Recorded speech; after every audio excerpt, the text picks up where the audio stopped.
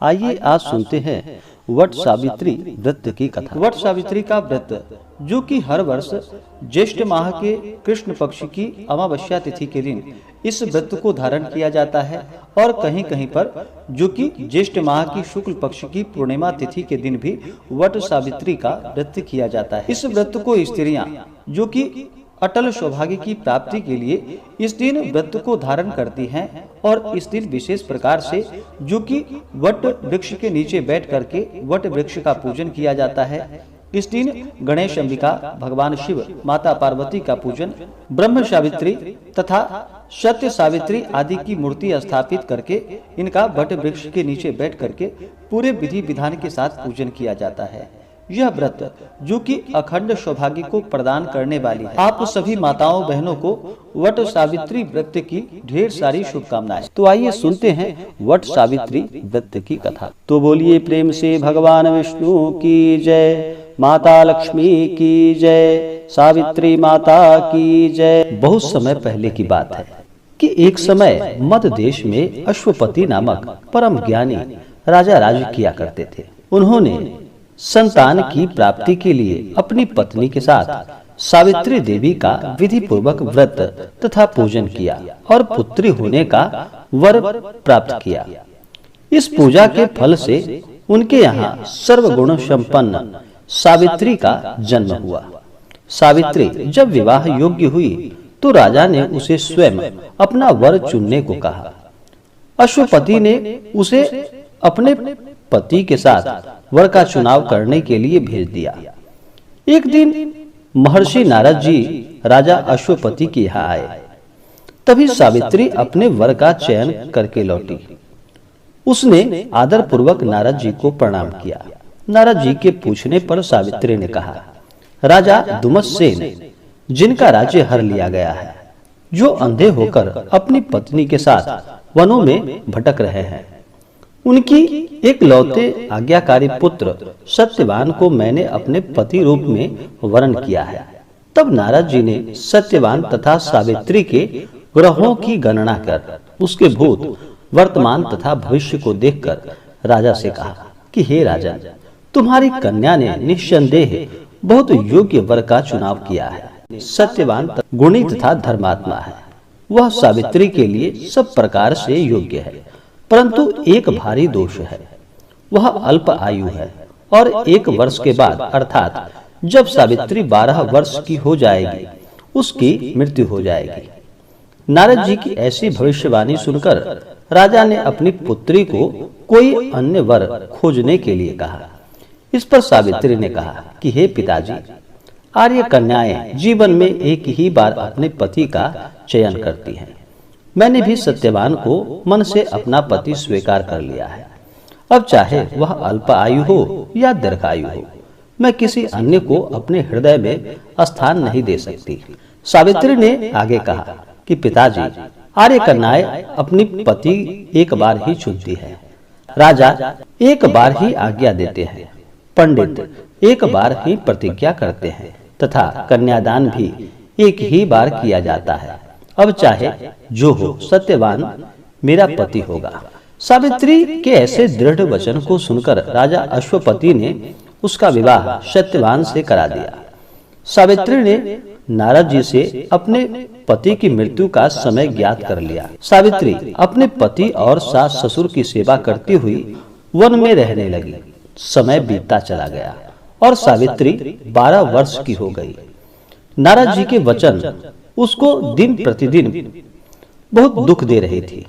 आखिर जब नारद जी के कथानुसार उसके पति के जीवन के 3 दिन बचे थे, तभी से वह उपवास करने लगी। नारद जी द्वारा कथित निश्चित तिथि पर पितरों का पूजन किया।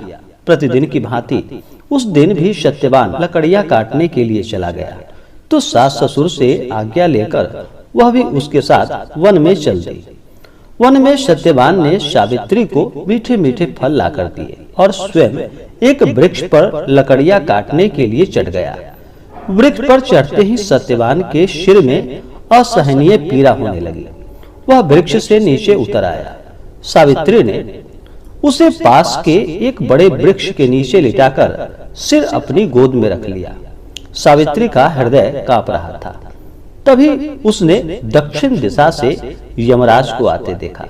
यमराज और उसके दूत धर्मराज सत्यवान के जीव को लेकर चल दिए तो सावित्री भी उनके पीछे पीछे चल पड़ी।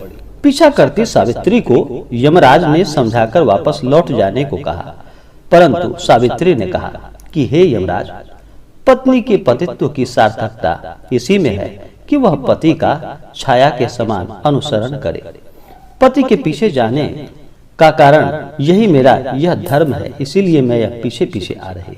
पतिव्रत के प्रभाव से और आपकी कृपा से कोई मेरी गति नहीं रोक सकता, यह मेरी मर्यादा है।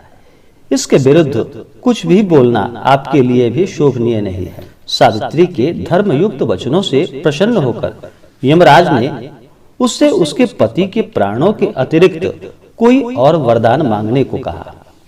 सावित्री ने यमराज से अपने सास व ससुर की आंखें की खोई हुई ज्योति तथा दीर्घायु मांग ली। यमराज तथा अस्तु कहकर आगे बढ़ गए। फिर भी सावित्री ने यमराज का पीछा नहीं छोड़ा। यमराज ने उसे फिर वापस जाने के लिए कहा। इस पर सावित्री ने कहा कि हे धर्मराज, मुझे अपने पति के पीछे चलने में कोई परेशानी नहीं है। पति के बिना नारी जीवन की कोई सार्थकता नहीं है। पति और पत्नी भिन्न भिन्न मार्ग कैसे जा सकते हैं?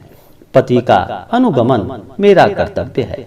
यमराज ने सावित्री के पतिव्रत धर्म की निष्ठा देखकर पुनः फिर से वर मांगने के लिए कहा तो सावित्री ने अपने सास ससुर के खोए हुए राज्य की प्राप्ति तथा 100 भाइयों की बहन होने का वर मांगा। यमराज पुनः तथास्तु कहकर आगे बढ़ गए, परंतु सावित्री अब भी यमराज का पीछा किए ही जा रही थी। यमराज ने फिर से उसे वापस लौट जाने को कहा, किंतु सावित्री अपने प्रण पर अडिग रही। तब यमराज ने कहा कि हे देवी, यदि तुम्हारे मन में अब भी कोई कामना है तो वो कहो, जो मांगोगी वही मिलेगा। इस पर सावित्री ने कहा, यदि आप सच में मुझ पर प्रसन्न हैं और सच्चे हृदय से वरदान देना चाहते हैं तो मुझे 100 पुत्रों की मां बनने का वरदान प्रदान करें। यमराज तथास्तु कहकर आगे बढ़ गए। यमराज ने पीछे मुड़कर देखा और सावित्री से कहा, अब आगे मत बढ़ो, तुम्हें मुंह मांगा वर दे चुका हूं, फिर भी मेरा पीछा क्यों कर रही हो? तो सावित्री बोली कि हे धर्मराज, आपने मुझे 100 पुत्रों की मां होने का वरदान तो दे दिया, पर क्या मैं पति के बिना संतान को जन्म दे सकती हूँ? मुझे मेरा पति वापस मिलना ही चाहिए, तभी मैं आपका वरदान पूरा मानूंगी। सावित्री की धर्मनिष्ठा, पति भक्ति और शुक्तिपूर्ण वचनों को सुनकर यमराज ने सत्यवान के जीव को मुक्त कर दिया। सावित्री को वर देकर यमराज वहां से अंतर्ध्यान हो गए।